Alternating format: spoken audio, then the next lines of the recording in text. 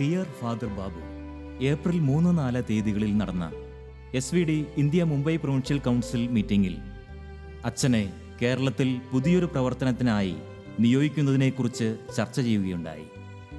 എൻ്റെ കൗൺസിൽ അംഗങ്ങളുടെ സമ്മതത്തോടെ അച്ഛനെ കേരളത്തിൽ പുതിയൊരു സാമൂഹിക പ്രേക്ഷിത ശുശ്രൂഷ ആരംഭിക്കുന്നതിനായി നിയോഗിക്കുന്നു. പാവങ്ങളോടും അധസ്ഥിതരോടുമുള്ള അച്ഛൻ്റെ അടിപതറാത്ത പ്രതിബദ്ധതയും പ്രേക്ഷിത തീക്ഷ്ണതയും കേരളത്തിൽ പുതിയൊരു പ്രേക്ഷിത പ്രവർത്തനം ആരംഭിക്കുന്നതിന് അച്ഛന് കൈമുതലാകും എന്ന് ഞങ്ങൾക്ക് ഉറപ്പുണ്ട്. പൂനായിലെ തെരുവു കുഞ്ഞുങ്ങൾക്കും എയ്ഡ്സ് രോഗബാധിതരായ കുഞ്ഞുങ്ങൾക്കും വേണ്ടിയുള്ള അച്ഛൻ്റെ നിസ്സീമമായ സേവനത്തെ നന്ദിയോടെ സ്മരിക്കുന്നു. എല്ലാ ദൈവാനുഗ്രഹങ്ങളും നേർന്നുകൊണ്ട് സ്നേഹത്തോടെ father Richard Mathias, SVD provincial superior.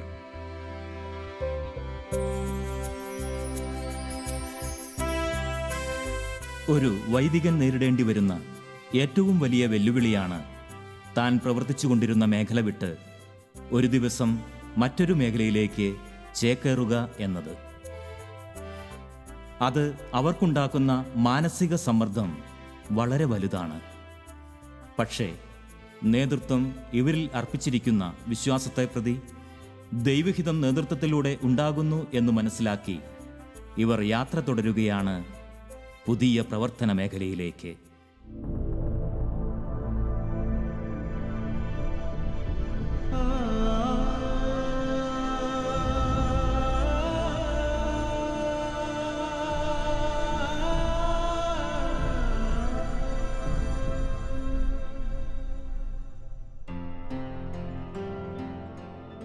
ഇത് ഫാദർ ബാബു കാക്കാനിയിൽ 9 വർഷമായി പൂനെയിൽ എയ്ഡ്സ് രോഗികളുടെ മക്കൾക്കും അനാഥരായ തെരുവു മക്കൾക്കും വേണ്ടി പ്രവർത്തിച്ചുകൊണ്ടിരിക്കുന്നു. ഇദ്ദേഹത്തിൻ്റെ പ്രവർത്തന ഫലമായി ഒരുപാട് കുട്ടികൾ ഇന്ന് സമൂഹത്തിൻ്റെ ഉന്നത മേഖലയിൽ പ്രവർത്തിക്കുന്നു. കേരളത്തിലേക്ക് വന്ന് എന്തെങ്കിലും ജനോപകാരപ്രദമായ പ്രവർത്തനങ്ങൾക്ക് തുടക്കം കുറിക്കണം എന്ന വിശാലമായ നിർദ്ദേശം മാത്രമാണ് പ്രൊവിൻഷ്യാളിൽ നിന്നും ബാബു അച്ഛന് ലഭിച്ചത്. ആർക്കുവേണ്ടി പ്രവർത്തിക്കണമെന്നോ എന്തെങ്കിലും പ്രവർത്തനങ്ങളിൽ വ്യാപൃതനാകണമെന്നോ ഉള്ള ഒരു നിർദ്ദേശവും ലഭിച്ചിരുന്നില്ല. കേരളത്തിലെത്തിയ ഫാദറിന് വലിയ അസ്വസ്ഥതയായി. 24 മണിക്കൂറും ഓടി നടന്ന് പ്രവർത്തിച്ച ആൾക്ക് പെട്ടെന്ന് ഒരു ദിവസം ഒന്നും ചെയ്യാനില്ലാതെ വന്നു. ദീർഘമായ 15 വർഷക്കാലം കേരളത്തിൽ ഞാൻ സേവനമനുഷ്ഠിച്ചിരുന്നു. എങ്കിലും പൂനായിൽ നിന്ന് തിരിച്ച് കേരളത്തിലേക്ക് തിരിക്കുവാനായി എൻ്റെ സഭാധികാരികൾ ആവശ്യപ്പെട്ടപ്പോൾ മനസ്സിൽ കടുത്ത അവ്യക്തതയായിരുന്നു. ഒരു വശത്ത് താൻ സ്നേഹിച്ച് ലാളിച്ച് വളർത്തിക്കൊണ്ടുവന്ന കുഞ്ഞുങ്ങളെ വിട്ടുപേക്ഷിച്ച് പുതിയ ഒരു മേഖലയിലേക്ക് ഇറങ്ങിത്തിരിക്കുന്നതിലുള്ള അവ്യക്തത, മാനസിക സംഘർഷം. മറുവശത്ത് എന്ത് ചെയ്യണമെന്നോ എങ്ങനെ ചെയ്യണമെന്നോ ആർക്കു വേണ്ടി സേവനം അനുഷ്ഠിക്കണമോ എന്നോ ഇതിലോ ഉള്ള അവ്യക്തത. ഈ പശ്ചാത്തലത്തിലാണ് ഞാൻ പൂനായിൽ നിന്ന് കേരളത്തിലേക്ക് തിരിക്കുന്നത്. ഇവിടെ എത്തി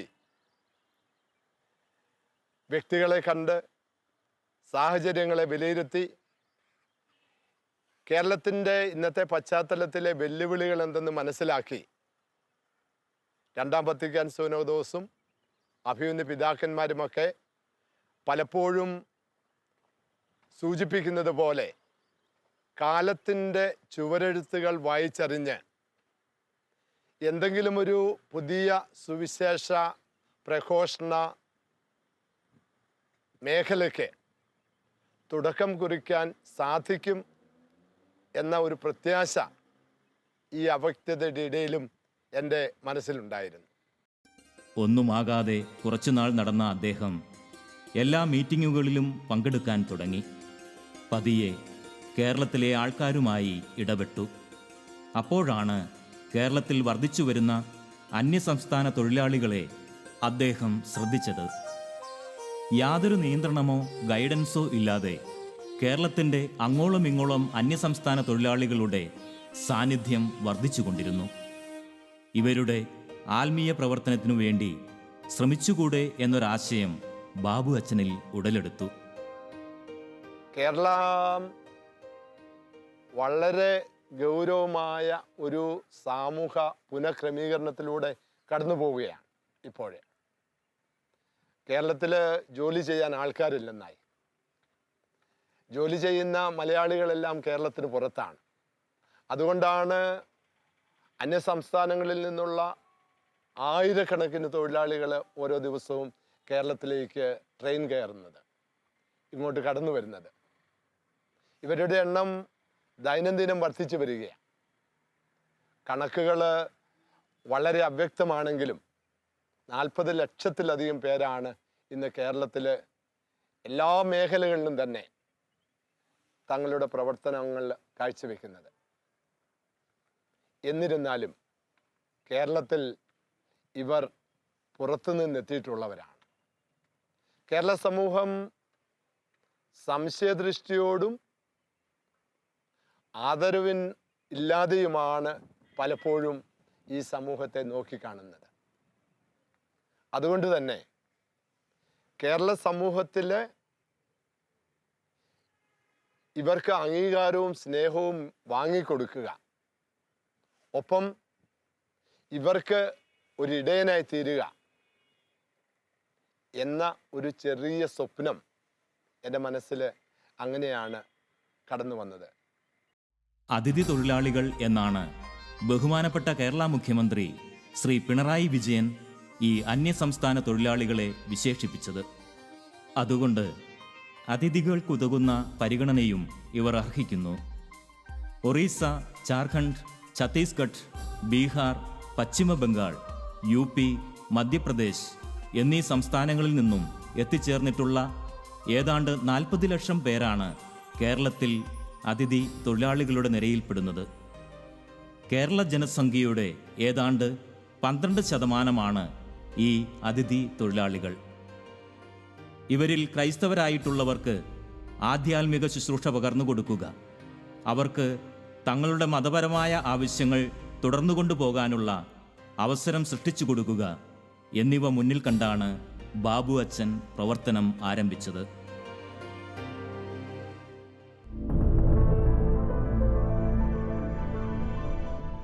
फादर बाबू हम लोग के बीच में 2018 को आए नवंबर महीने में, और मिस्सा करवाए महीने के दूसरे संडे को, और अभी तक होते आ रहे। बाद बीच में गैप किए थे हम लोग अप्रैल में, फिर और चालू किए जून में, फिर अभी चल रहे। अच्छा लगता है फादर को देखे। छत्तीसगढ़ में भी पहले थे, फिर यहाँ भी देखे तो और अच्छा लगा उनको देख के। यहाँ पहले कोई नहीं थे, हम लोग दीदी के साथ आए थे, 2 लड़की शुरू में, फिर धीरे धीरे बाद में और भी आए फ्रेंड लोग, फिर सबको ही मिले, फिर बात किए फादर से, फिर अभी अच्छा लगता है। हम लोग उड़ीसा से हैं, हम लोग आए हैं केरला में काम करने के लिए।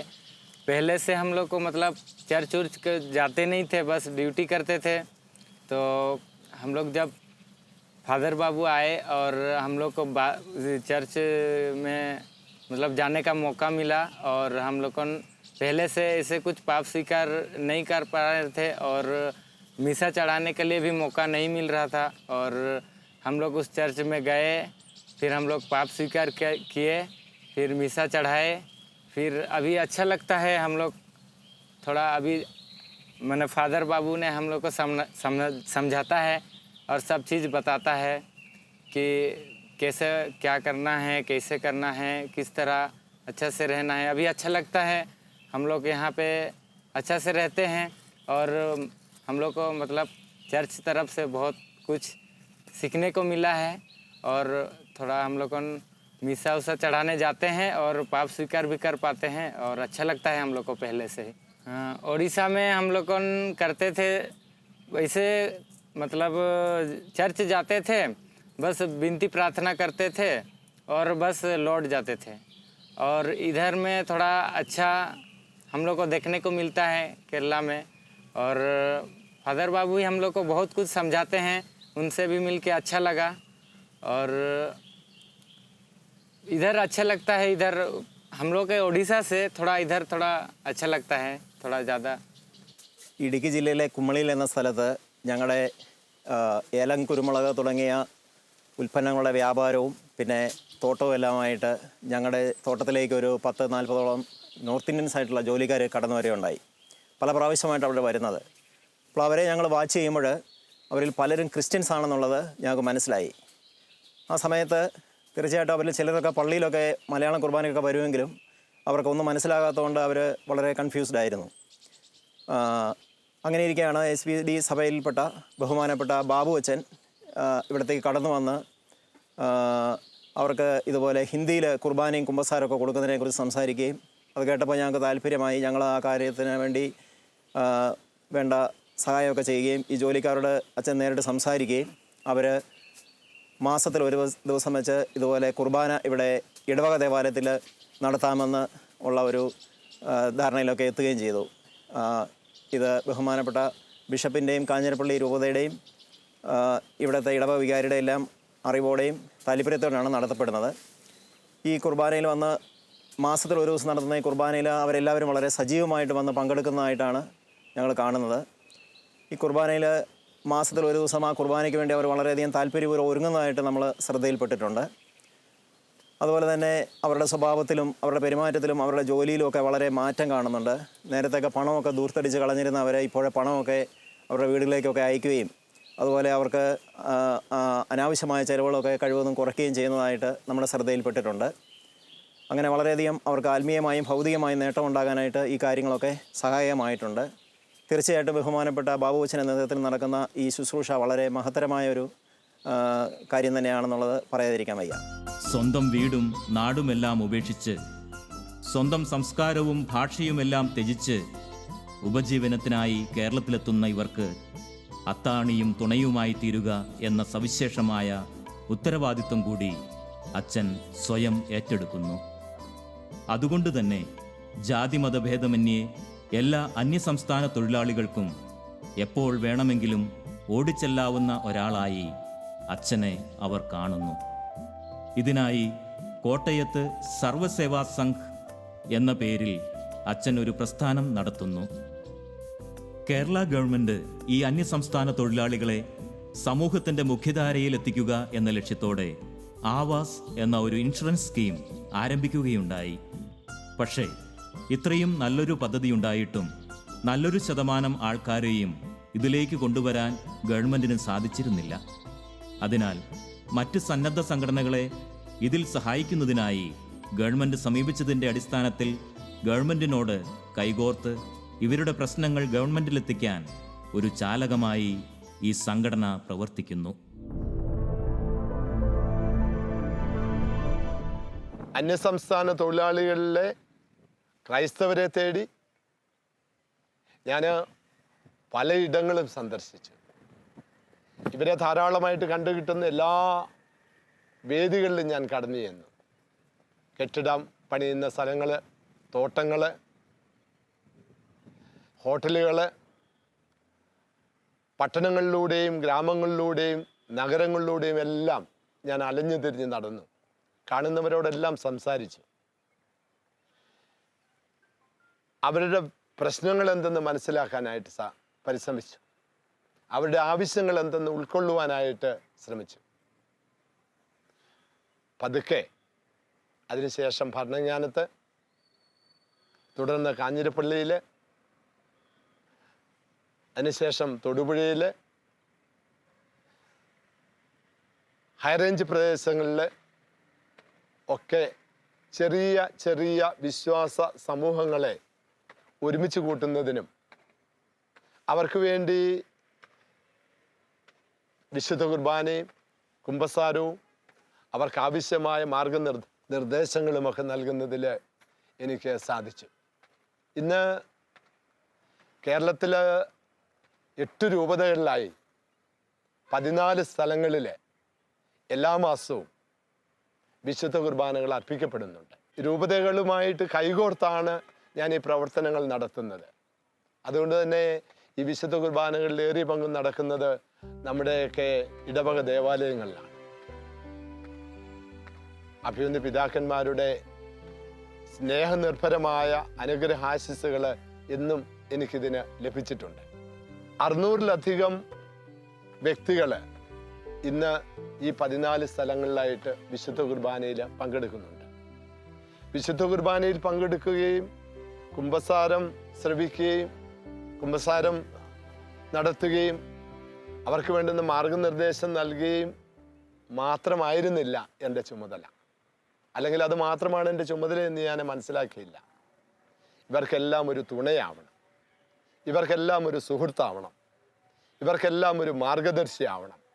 കാരണം ഇവരുടെ പ്രശ്നങ്ങൾ നിരവധിയായിരുന്നു. വീട്ടിൽ നിന്നകന്ന്, നാട്ടിൽ നിന്നകന്ന്, അന്യമായ ഒരു സ്ഥലത്ത് അപരിചിതരായ കുറേ വ്യക്തികളുടെ ഇടയിൽ പ്രവർത്തിക്കുന്ന ഇവരുടെ ഇടയിൽ ദുശ്ശീലങ്ങളേറെയായിരുന്നു. മദ്യം, മയക്കുമരുന്ന്, അതുപോലെ തന്നെ ദുർവ്യയങ്ങൾ. ഇവിടെയൊക്കെ അവർക്ക് വേണ്ടുന്ന മാർഗനിർദ്ദേശങ്ങൾ നൽകുവാൻ, അവരെ ശ്രദ്ധാപൂർവം കാര്യങ്ങൾ പറഞ്ഞ് മനസ്സിലാക്കുവാൻ ഞാൻ ഏറെ പരിശ്രമിച്ചു. ഞാനിത് പറയുമ്പോൾ ഞാൻ അവർക്ക് ചെയ്തു കൊടുക്കുന്ന കാര്യങ്ങളെക്കുറിച്ചല്ല പറയുക, മറിച്ച് അവരെൻ്റെ ജീവിതത്തെ ധന്യമാക്കുകയായിരുന്നു. ബാബു അച്ഛൻ അന്യസംസ്ഥാന തൊഴിലാളികൾക്കു വേണ്ടി പ്രവർത്തിക്കാൻ തീരുമാനമെടുക്കുമ്പോൾ ഒരുപാട് പ്രതിസന്ധികളായിരുന്നു മുൻപിൽ. എവിടെ തുടങ്ങണം, എങ്ങനെ മുമ്പോട്ട് പോകണം എന്നറിയില്ലാത്ത അവസ്ഥ. പക്ഷേ പ്രതിസന്ധികളുണ്ടായപ്പോൾ യഥാർത്ഥ മനുഷ്യസ്നേഹിയായി മാറാനുള്ള കഴിവ് ബാബു അച്ഛന് ലഭിച്ചു. അദ്ദേഹം മുമ്പിലേക്ക് നടന്നു, കാണുന്നവരോടെല്ലാം സംസാരിച്ചു. സ്നേഹത്തിൻ്റെ, ഹൃദയത്തിൻ്റെ ഭാഷ ഈ അന്യസംസ്ഥാന തൊഴിലാളികൾക്ക് പെട്ടെന്ന് മനസ്സിലായി. അതിൽ ക്രിസ്ത്യാനികളെ കണ്ടെത്തി അവർക്ക് കൂദാശകൾ നൽകി. 2.5 വർഷങ്ങൾക്ക് മുമ്പ് പൂനായിൽ നിന്ന് ഇറങ്ങിത്തിരിക്കുമ്പോൾ എൻ്റെ മനസ്സിലുണ്ടായിരുന്ന അസ്വസ്ഥത ഇന്നെൻ്റെ മനസ്സിലില്ല, അവ്യക്തതയുമില്ല. കാരണം എത്തിച്ചേരാനുള്ള മനുഷ്യർ ലക്ഷങ്ങളാണ്.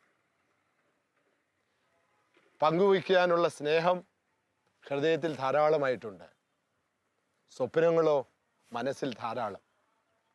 അതുകൊണ്ട് തന്നെ എൻ്റേതായ രീതിയിൽ, എന്നേക്കാവുന്ന രീതിയിൽ ഈ വ്യക്തികളുമായിട്ട് സ്നേഹം പങ്കുവയ്ക്കുവാനും ഇവർക്കൊരു നല്ല അയൽക്കാരനായി തീരുവാനും, നല്ല സുഹൃത്തായി തീരുവാനും, മാർഗദർശിയായി തീരുവാനുമൊക്കെ ഞാൻ പരിശ്രമിക്കുകയാണ്.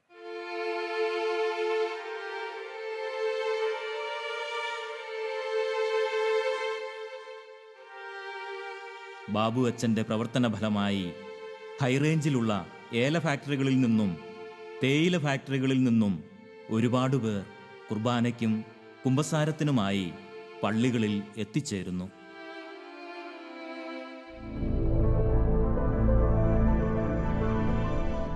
നമ്മൾ ക്രിസ്തീയ ജീവിതത്തിൽ ജീവിക്കുമ്പോൾ ഞാൻ പലപ്പോഴും ചിന്തിച്ചിട്ടുണ്ട്, നമ്മുടെ ഹിന്ദിക്കാരെങ്ങനെ കുർബാന കൂടും, കുമ്പസാരിക്കും എന്നൊക്കെ. എനിക്ക് 5 കൊല്ലമായിട്ട് 10-30ഓളം ഹിന്ദിക്കാർ ജോലി ചെയ്യുന്നുണ്ട്. അവരിൽ ഒരു 15ഓളം ആൾക്കാർ ക്രിസ്ത്യാനികളാണ്. ജാർഖണ്ഡ്, ഒഡീസ എന്ന സ്ഥലത്തു നിന്നാണ് അവർ വന്നിരിക്കുന്നത്. അപ്പം അവർക്ക് ഈ കേരളത്തിൽ ഹിന്ദി കുർബാന ഒരിടത്തുനിന്ന് അങ്ങനെ ചുരുക്കം സ്ഥലങ്ങളിലുള്ളൂ. നമ്മുടെ എൻ്റെ പോലെയുള്ള തോട്ടം മേഖലയിൽ അങ്ങനെ ഹിന്ദി കുർബാനകളില്ല. അപ്പോൾ എങ്ങനെ അവർ കുർബാന കൂടുമെന്നൊക്കെ ഞാൻ പലപ്പോഴും ചിന്തിച്ചിട്ടുണ്ട്. അപ്പോഴാണ് ബാബു അച്ഛൻ നമ്മളെ സമീപിക്കുകയും അച്ഛൻ കുർബാന ഇവിടെ വന്ന് ചെല്ലിക്കോളാമെന്നും നിങ്ങളുടെ അടുത്ത ഇടവകയിൽ ഹിന്ദി കുർബാന ചൊല്ലി അവർക്ക് ഒരു കുമ്പസാരവും മാനസാന്തരവും നൽകാമെന്നും അച്ഛൻ പറയുകയും അതനുസരിച്ച് അച്ഛൻ ഇപ്പോൾ കുർബാന ചൊല്ലിക്കൊണ്ടിരിക്കുകയും ചെയ്യുന്നു. അങ്ങനെ കുർബാനയിൽ അവരിപ്പം 3 കുർബാന ഇപ്പോൾ പങ്കെടുത്തു. അവർക്ക് നല്ലതായ മാറ്റങ്ങളുണ്ട്. അവർ ആണുങ്ങളാണെങ്കിൽ പുകവലിക്കുന്ന ശീലവും അങ്ങനെ മദ്യപിക്കുന്ന ശീലങ്ങളൊക്കെ ഉണ്ടായിരുന്നു. അവർക്ക് നല്ലൊരു ചൈതന്യം, അതിൽ നിന്ന് മാറ്റമൊക്കെ വന്നു. പിന്നെ ഒത്തിരി നാൾ കുർബാന കൂടായിരുന്നിട്ട് ആദ്യമായിട്ട് കുർബാന കൂടിയിട്ട് വന്നപ്പോൾ അവർ നല്ലൊരു ചൈതന്യം അവരിൽ നമുക്ക് കാണുവാൻ സാധിച്ചു. പണിയിലേക്കാണെങ്കിൽ പോലും ഒത്തിരി മാറ്റങ്ങൾ സംഭവിച്ചു. ബാബു അച്ഛൻ്റെ ആ ഒരു പ്രവൃത്തിയിൽ ഏറ്റവും നല്ല കാര്യമായിട്ട് ഞാൻ കാണുന്നു. ബാബു അച്ഛൻ്റെ പ്രവൃത്തിയിൽ ദൈവാനുഗ്രഹം നിറയട്ടെ എന്ന് പ്രാർത്ഥിക്കുകയും ചെയ്യുന്നു. ജേസു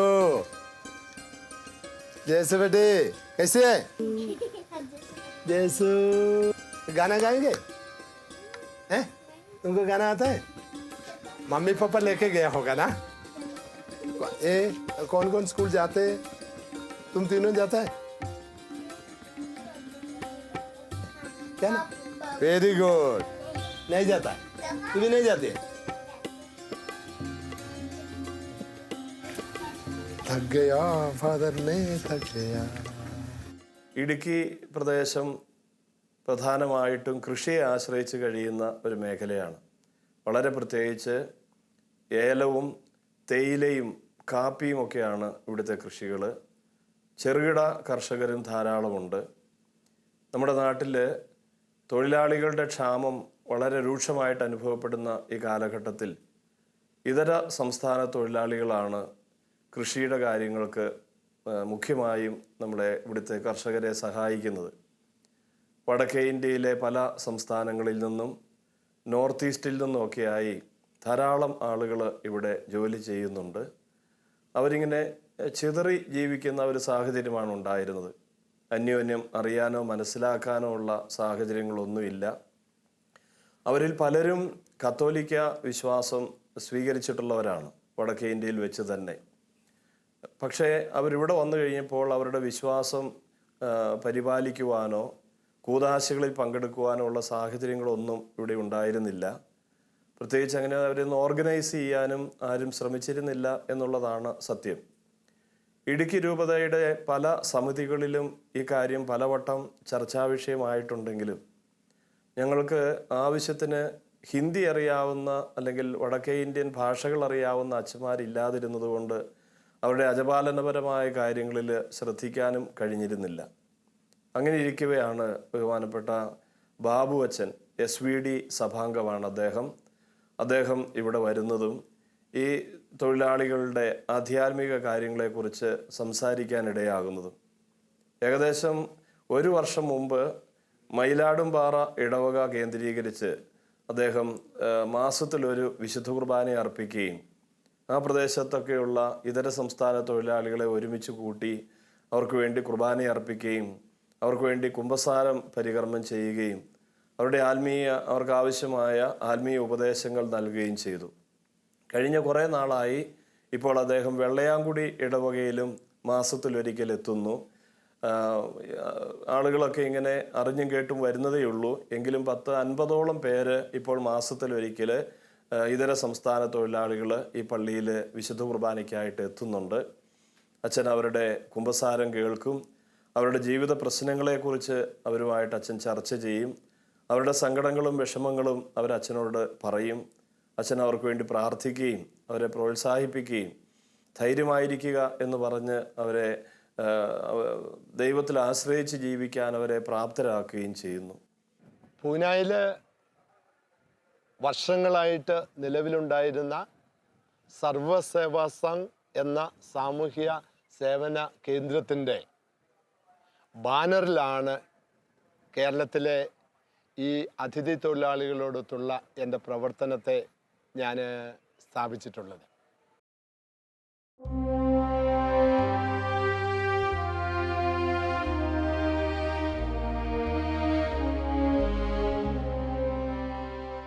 ആയിരത്തി 1875 ഹോളണ്ടിലെ സ്റ്റൈൽ എന്ന സ്ഥലത്ത് വിശുദ്ധ ആർണോൾഡ് ജാൻസനാൽ സ്ഥാപിതമായ ഒരു അന്തർദേശീയ പ്രേക്ഷിത സന്യാസ സമൂഹമാണ് ദൈവവചന സഭ അല്ലെങ്കിൽ SVD. ഈ സന്യാസ സഭയിലെ അംഗമാണ് ഞാൻ.